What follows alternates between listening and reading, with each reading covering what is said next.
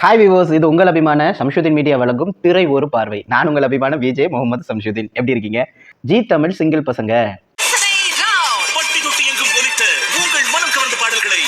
மண் வாசனை எபிசோட். எல்லாருமே ரொம்ப அழகா பர்ஃபார்ம் பண்ணியிருக்காங்க. அதுலயும் நம்மளுடைய கூமாப்பட்டிக்கு சொல்லவா வேணும், டி ராஜேந்திரன் சாரோடைய டக்கில வேற லெவலுக்கு எனக்கு ரொம்ப பிடிச்சிருந்தது. திறமைகளை வெளிக்கொண்டு வர ஒரு வாய்ப்பு ஜி தமிழின் சிங்கிள் பசங்க ஷோ. கடுகு சிறுசானாலும் காரம் குறையாதுன்னு சொல்லுவாங்க. ட்ரெண்டிங்ல போயிட்டு இருக்குங்க ஜி தமிழ் ஷோ. அதற்கு காரணமே கண்டஸ்டன்டினுடைய முயற்சிகள் தான். பல பேரினுடைய பாராட்டுகளை பெற்ற ஜி தமிழ் சிங்கிள் பசங்க ஷோவினுடைய மண் வாசனை நிகழ்ச்சியை இன்னைக்கு உங்களுக்காக ரொம்ப சிறப்பாக ஒரு ரிவ்யூ கொடுக்க வந்திருக்கோம். நம்ம சேனலை சப்ஸ்கிரைப் பண்ணாம பார்த்துட்டு இருக்கீங்கன்னா தயவு செஞ்சு சப்ஸ்கிரைப் பண்ணிடுங்க. குறிப்பா பெல் ஐக்கான பிரஸ் பண்ணுங்க. அப்பதான் தான் நாங்க போடுற எல்லா வீடியோவுமே உங்களுக்கு முன்னக்கூட்டியே தெரிய வரும். ஜி தமிழ் சிங்கிள் பசங்க ஷோ அப்படின்னாலே அதற்கு ஒரு எதிர்பார்ப்பு இருக்கு. கரெக்டா ஞாயிற்றுக்கிழமை 8:30 மணி அது வரும் அப்படின்னு எதிர்பார்த்து காத்துக்கிட்டு இருக்கிற பல பேரை நான் பார்த்துருக்கிறேன். அதற்கு காரணம் என்ன அப்படின்னா, இந்த வாரம் இவங்க என்ன ஸ்பெஷல் கொடுக்க போறாங்க அப்படிங்கிற மாதிரியான எதிர்பார்ப்புகள் மக்கள் மத்தியில் இருக்கு. இப்ப ஜி தமிழ்ல எடுத்துக்கிட்டீங்கன்னா விஜய் டிவி, சன் டிவி மாதிரி இல்லாம ஒரு புதுவிதமான ஒரு யுக்தியை தற்பொழுது கையாண்டு இருக்காங்க. இன்ஸ்டால உள்ள ஃபேமஸான சில ஆர்டிஸ்ட கூட்டிட்டு வந்து இங்க நடிக்க வைக்கிறாங்க. நாங்க கேட்போம், அது வராது, அதனால அவங்க கொடுத்ததை நாங்க பண்ண போறோம். இவர்களுக்கு என்ற பின்புலன் எதுவுமே கிடையாது. இவர்கள் சாதாரணமா தன்னைத்தானே பிராண்ட் பண்ணிக்கிட்டு வந்தவர்கள் தான். அவர்களை உலக அளவில் எடுத்து செல்ல ஒரு முயற்சியை ஜி தமிழ் கொடுத்திருப்பது ஒரு மாபெரும் வரவேற்பை ஏற்படுத்தி உள்ளது. அதன் அடிப்படையிலே ஒவ்வொரு வாரமும் ஒவ்வொரு ஷோஸை வந்துட்டு அவங்க கொடுக்குறாங்க. கடைசியா கூட உங்களுக்கு நல்லாவே தெரியும், அந்த ஷோவை பத்தி கூட நான் வந்துட்டு நிறைய நெகட்டிவா தான் சில விஷயங்கள் பேசியிருப்பேன். அதற்கு காரணம் எனக்கு அந்த கான்செப்ட் பிடிக்கல. இன்னும் கூட நான் பதிவிட்டு இருக்கலாம், நம்ம ராவணனுக்கு கையெல்லாம் வலிச்சு அவன் வந்துட்டு பிசியோதெரபி மேபி அவன் பண்ணான்னு நினைக்கிறேன். ஸோ அந்த அளவிற்கு ஒரு ரிஸ்க் எடுத்து ஒரு கான்செப்ட் பண்ணணுமா அப்படின்னு நான் சொன்னேன். ஆனா இன்னைக்கு வழக்கப்படி நல்ல ஒரு என்டர்டைன்மெண்டா கொடுத்திருக்கீங்க. அதற்காக என்னுடைய மனமார்ந்த ஃபர்ஸ்ட் வாழ்த்துக்களை தெரிவித்துக் கொள்கிறேன். அடிச்சு தூள் கிளப்பிட்டீங்கம்மா, அடிச்சு தூள் கிளப்பிட்டீங்க, பின்னி பெடல் எடுத்துட்டீங்க. குறிப்பா நம்ம கூமாப்பட்டி இருக்காரு பாத்தீங்களா, நக்கல் பிடிச்ச பையன் சார் அவரு. இந்த கான்செப்டை மேபி இவன் தான் கேட்டு வாங்குவான்னு தெரியல. ஆனா உண்மையிலேயே கூமாப்பட்டியை பத்தி நான் ரொம்ப பெருமைப்படுறேன். அவன் சாதாரண ஒரு ஆர்டிஸ்ட் இல்ல. தமிழ்நாட்டு கிராமப்புறங்கள் விவசாயத்தை முன்னிலைப்படுத்தணும், கிராமப்புற மக்களுக்கு கல்வியை கொண்டு வரணும். அவன் சர்வதேச மக்களுக்காக உழைக்கக்கூடிய ஒரு போராளி. உலகத்தையே வழிநடத்தக்கூடிய பாரத தேசமா என் தாய் திருநாடு உருவெடுக்கணும். உண்மையிலேயே எனக்கு தெரிஞ்சு இவன்லாம் வந்துட்டு எலெக்ஷன்ல நின்று எம்எல்ஏவாகவோ அல்லது எம்பியாகவோ ஆனார்னா கண்டிப்பா நான் ரொம்ப சந்தோஷப்படுவேன். நாட்டை பத்தியும் நாட்டு மக்களை பத்தியும் ஒரு இளைஞன் கண்ணீர் விட்டு கவலைப்படுறான் அப்படின்னா சல்யூட் தான் பண்ணணும். உண்மையிலேயே நிறைய பேசுறான், அது சும்மா ஒரு கண்டென்ட் தான், சரிங்களா? ஆனா அவன் மனசுக்குள்ள புதைந்து இருக்கக்கூடிய சமூக கருத்துக்கள் ஏராளம் எண்ணற்றது. மக்கள் மேலையும் பாரத தேசத்தின் மேலையும் என் தாய் திருநாட்டின் மேலையும் அதற்கு கண்டிப்பா நம்ம வந்துட்டு மதிப்பளித்தே ஆக வேண்டும். உனக்கு இருக்கும் பற்றை பார்க்கும் போது நான் நின்று பேசுறேன். தமிழ் சினிமால சமூக கருத்தை பேசக்கூடியவருக்குன்னு ஒரு சில ஃபேஸ் இருக்கு, சரிங்களா? எனக்கு தெரிஞ்சு கூமாப்பட்டிக்கு அது நல்லாவே பொருந்தும். இப்போ அர்ஜுன் சார் இருக்கார் இல்லையா, ஆக்டர் அர்ஜுன் சார் வந்து வராருன்னா ராணுவம் சம்பந்தப்பட்ட, சுதந்திரம் சம்பந்தப்பட்ட நிறைய படம் நடிச்சிருப்பாரு. அதற்கு காரணம் அவர் ஃபேஸ் அதற்கு ஒத்து போகும். அதே மாதிரியே அந்த இடத்துல அர்ஜுன் சாருக்கு அடுத்து நான் வந்துட்டு கூமாப்பட்டியை தான் பார்க்குறேன். உண்மையிலேயே அவன் உருவாகி வர வேண்டும், உயர்ந்து வர வேண்டும். அதற்காக என்னுடைய மனமார்ந்த வாழ்த்துக்களும் கூட. ராவணா, இது நியாயமாடா? அடுக்குமாடா? அநியாயம் பண்றாடா ராவணா. அவனும் கட்டி பிடிச்சிக்கிறான், அவனா முத்தம் கொடுத்துக்கிறான்.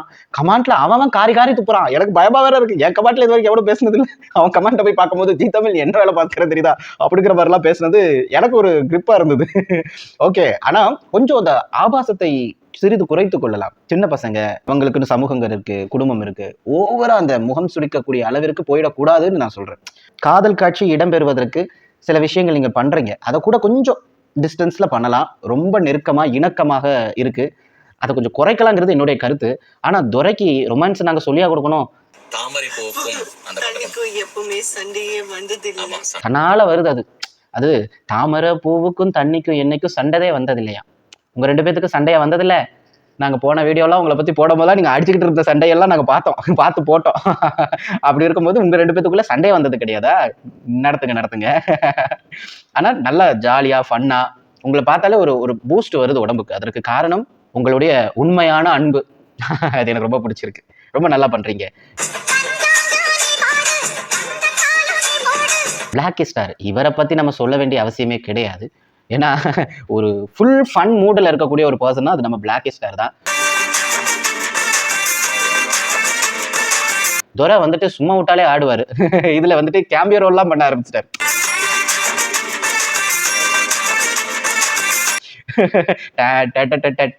இப்ப அந்த மியூசிக் வந்துட்டு ரொம்பவே ட்ரெண்ட்ல போயிட்டு இருக்கு. அதுல ஒரு டாக் டான்ஸ் ஆடும் பாத்திருக்கீங்களா? அதே மாதிரியே டான்ஸ் ஆடி காட்டி வேற லெவல் பண்ணிட்டான். ஃபர்ஸ்ட் அந்த பாட்டு பிளாக் ஸ்டாருக்கு கிடையாது, நம்ம குட்டி சரவணனுக்குள்ள பாட்டு. இச்சி இச்சி இச்சி இச்சி கூடு. உண்மையிலேயே சரவணன் அந்த ஷோல பார்க்கும்போது ரொம்ப கியூட்டா இருந்தது. நல்லா பண்ணியிருந்தாப்ல, எனக்கு ரொம்ப பிடிச்சிருந்தது. சரவணன் சும்மாவே கொஞ்சம் ஒரு ஸ்மார்ட்டான ஒரு லுக் பர்சன் தான். ஏன்னா அவர் கொஞ்சம் கட்டை, பட் அவர் கொஞ்சம் நல்லா அழகா இருப்பாரு, அப்படிதானே? அவர் குறிப்பா இந்த சீன்ல வந்துட்டு ரொம்ப நல்லா இருந்தாரு, எனக்கு ரொம்ப பிடிச்சிருந்தது. அப்படியே அந்த விஷாலோட அந்த கேரக்டரை எடுத்து பண்றாரு. யாரும் முழு சதவீதமா சாட்டிஸ்பாக்சரிங் கொடுத்துட முடியாது ஒரு கேரக்டர் எடுத்து பண்ணும்போது. இப்ப நான் வந்துட்டு ஒரு எம்ஜிஆர் மாதிரி நடிக்கிறேன் அப்படின்னா சிரிப்பு தான் வரும். இல்ல சொல்றேன், எவ்வளவுதான் எஃபெக்ட் கொடுத்தாலும் முடியாது. நம்ம தோல் கலர்ல இருக்கக்கூடிய ஏதாவது ஒரு நகைச்சுவை ஆக்டர்ஸோடைய வாழ்க்கை வரலாற்றுல நடிக்கிறோம்னா கூட அவங்கள மாதிரி 100% பண்ணிட முடியாது, முயற்சி தான் பண்ண முடியும். அப்படி பார்க்கும்போது நிறைய பேர் கலாய்க்க கூட செஞ்சீங்க. கமெண்ட்ஸ் எல்லாம் பார்த்தா கொஞ்சம் வேதனையா இருந்தது, தேவையில்லாததுன்னு நான் நினைக்கிறேன். அவன் உயரத்தை விட்டு என்றோ சமூக மத்தியில அவன் உயர்ந்து விட்டான், அப்படித்தானே? தனக்குள் இருக்கக்கூடிய திறமையை இந்த உலகத்திற்கு மத்தியில வந்து அவன் நிரூபிச்சிட்டான்.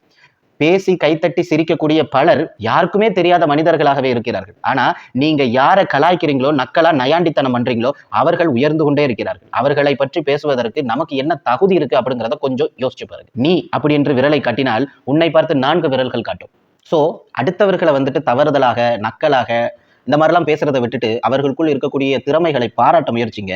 முடியலையா பேசாப்புல போயிடுங்க. இப்போ பிளாக் ஸ்டாரே நீங்க எடுத்துக்கிட்டீங்கன்னா பல பேர் அவனை வந்துட்டு அசிங்கமா பேசுறது. அவன் ஊரு நாகர்கோவில் பக்கத்துல. நாகர்கோவில்ல இருந்து எந்த பசங்க வந்தாலுமே இப்படிதான் பேசுவாங்க. நான் காலேஜ் படிக்கும் போதே பூத மாதிரி ஒரு பையன் இருப்பான். அவனை வந்துட்டு நிறைய பேர் கலாய்ப்பாங்க. அவன் பேசுவான், என்ன எங்க போற இங்க வா அப்படின்னு இழுத்து இழுத்து பேசுவான். அவன் இழுத்து இழுத்து பேசுறத பார்த்து பல பேர் அதே மாதிரி பேசி காட்டுவாங்க. இப்ப ஏலே நோட்டு எங்க, அந்த பையன் அப்படி கேட்கறானா, இவனுங்களும் திருப்பிட்டு ஏலே நோட்டு இங்க இருக்கு அப்படின்னு கலாய்ப்பானுங்க. அப்போ அந்த கலாய்க்கும் போது அவன் முகமே சுண்டிடும். இப்படியெல்லாம் வந்துட்டு இழுத்து இழுத்து பேசுறதுனால நம்மளை இப்படி தப்பா பேசுறாங்கன்னு அவன் எவ்வளவோ திருத்தம் பண்ணி பார்ப்பான். பட் மதர் டேங்க்லாம் ரொம்ப சிரமங்க. அதெல்லாம் எப்படி பேசினாலும் வெளி வந்துடும். அவன் இங்கிலீஷ் பேசினா கூட அப்படிதான் இருக்கும். ஸோ அந்த ஊருடைய அந்த பாஷை அப்படி. நீங்க வேணா போய் பாருங்க. இல்ல உன்னை நான் அப்படித்தானே சொன்னேன், நீ இங்க வந்து இன்ஸ்டாகிராம்ல ரொம்ப அழகா பாடி ஃபிட்னஸா இருக்கக்கூடிய பல ஆர்டிஸ்ட் கூட அந்த நாகர்கோயிலினுடைய அந்த மண் வாசனை அவங்க பேச்சுல அப்படியே வெளிவரும். அதை பார்த்து கலாய்க்கிறதுக்கு நகைச்சுவை பண்றதுக்கு நமக்கு ஒண்ணும் இல்லை. அதெல்லாம் அந்த பையன் வந்துட்டு கொஞ்சம் ஃபெமிலியரா நடிச்சு காட்டுறான் அப்படிங்கும் போது நம்ம பார்த்து கவலைப்பட வேண்டிய அவசியம் இல்லை. பிளாக் ஸ்டாருக்கு உன் வீட்லயும் என் வீட்லயும் பொண்ணு இல்லை.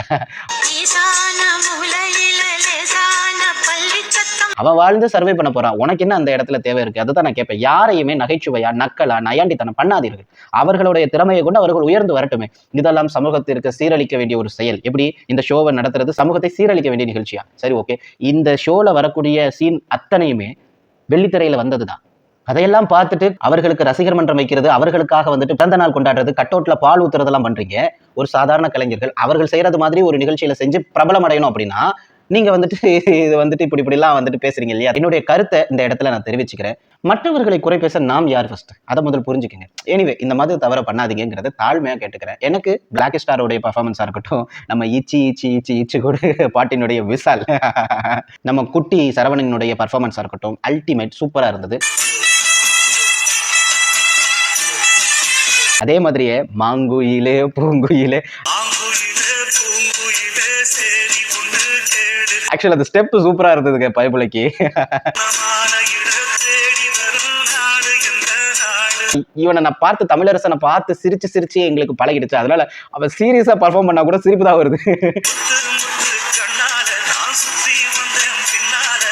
அவன் இவ்வளவுதான் இருப்பான். எனக்கு தெரிஞ்சு காக்கில கறி மாதிரி தான் இருப்பாரு. ஆனா திறமை இருக்கு பாத்தீங்களா, அது வேற லெவல். இவர் நிறைய கேரக்டர் பண்ணியிருக்காரு. ராமராஜனா பண்ணது வந்துட்டு சூப்பரா இருந்தது. எனக்கு ரொம்ப பிடிச்சிருந்துச்சு. ஜட்ஜஸ்லாம் வந்து ஆடினாங்கப்பா, அது வேற லெவலு. ஆமா, ஜட்ஜஸ்லாம் ஆடினாங்க. ஆனா பெட்டர் இங்க எமரனை கூட்டிட்டு வந்து உட்கார வச்சிருக்கலாம், இல்ல அவங்களுடைய பசங்க யாரையாவது கூட்டிட்டு வந்து உட்கார வச்சிருக்கலாம். ரொம்ப என்ஜாய் பண்ணியிருப்பாங்க. இந்த சாங்குக்காகவே என்ஜாய் பண்ணியிருப்பாங்க. எனக்கு தெரிஞ்ச மத்த சாங் எல்லாமே ஒரு ஏரிக்கரை ஓரமாவே மொத்தமா எடுத்து முடிச்சுட்டாங்கன்னு நினைக்கிறேன். அப்படிதானே? நான் அந்த ஷூட்டிங்ஸ் எல்லாம் கொஞ்சம் பார்த்தேன். அங்கேயே எல்லாத்தையும் எடுத்து முடிச்சிட்டாங்கன்னு நினைக்கிறேன். ஆனா இந்த மாங்குயில பூங்குயிலுக்கு மட்டும்தான் எனக்கு தெரிஞ்சு கொஞ்சம் தனியா செட்டிங்லாம் கொடுத்து ஆர்டிஸ்ட்லாம் கூட்டு வந்து கொஞ்சம் வித்தியாசமா பண்ணியிருந்தாங்க.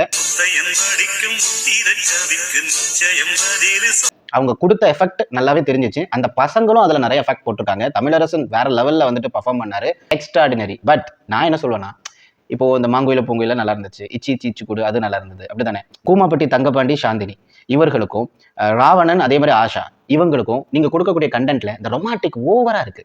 இது மக்கள் வந்துட்டு டிவியை வந்து வீட்டில் உட்காந்து பார்க்குறாங்க போது பசங்களோட உட்காந்து பார்க்கணும்ல, அது சில இடங்கள்ல கொஞ்சம் குறைக்கலாம் என்பது என்னுடைய கருத்து. ஓவரா இருக்கு, ஓவரா இருக்கு. சினிமாவை தாண்டி இருப்பது தவிர்க்க வேண்டிய ஒரு விஷயம். கண்டிப்பா இது ராவணனுக்கு பிடிக்காது. அவன் ஸ்டார்டிங்லயே ரக்கடா தான் எனக்கு காட்டுவீங்கன்னு சொன்னீங்க, நீங்க ஏன் இப்படி காட்டுறீங்க எல்லாம் கேட்டிருக்கான். அவனே அதை ஒரு பேட்டியில சொன்னான். அதற்கு சொல்லியிருக்காங்க, நீங்க சினிமால நாளைக்கு நடிக்க போறீங்கன்னா இப்படி இல்லை அப்படி இல்லைன்னு சொல்லக்கூடாது, எந்த கேரக்டர் கொடுத்தா நீங்க நடிச்சுதானே ஆகணும், அந்த மாதிரி எடுத்துக்கங்க, இது நல்லா ஹிட் ஆயிட்டு இருக்கு, இதை இப்படியே கொண்டுட்டு போங்க அப்படின்னு சொல்லி தூர வாயை மூடிட்டாங்க. எனக்கு தெரியும் தங்கப்பாண்டி வந்துட்டு ஒரு குழந்தைன்னு சொல்லுவேன். ஸோ அப்படி இருக்கிறதுனால இவங்க 2 பேரையும் இப்படி காட்டினா ஃபேமஸ் ஆகுதுங்கிறதுனால பண்றீங்க, ஓகே. பட் இதற்கு முன்னாடி வந்த சீசன்ஸ்ல இருக்கக்கூடிய அந்த காதல் காட்சிகள் தற்பொழுது வரும்பொழுது ஏன் கொஞ்சம் வித்தியாசமா வேற மாதிரி வருதே, அததான் எனக்கு என்னன்னு சொல்ல தெரியல. சரிங்களா? ஸோ அதை குறைச்சிக்கலாம். இது என்னுடைய கருத்து மட்டும் இல்ல, உங்க கமெண்ட் செக்ஷன்லயே பல பேர் அதை தான் சொல்றாங்க. இனி வரக்கூடிய காலகட்டத்தில் ஜீ தமிழ் அதை வந்துட்டு கண்டிப்பா நோட் பண்ணி லிட்டில் பிட் குறைச்சா நல்லா இருக்கும் என்பது என்னுடைய கருத்து. இதை பத்தி நீங்க என்ன நினைக்கிறீங்க அப்படிங்கறத கமெண்ட் செக்ஷன்ல சொல்லுங்க. இன்னொரு வீடியோவில் சந்திப்போம். அதுவரை காத்திருங்கள். நன்றி, வணக்கம்.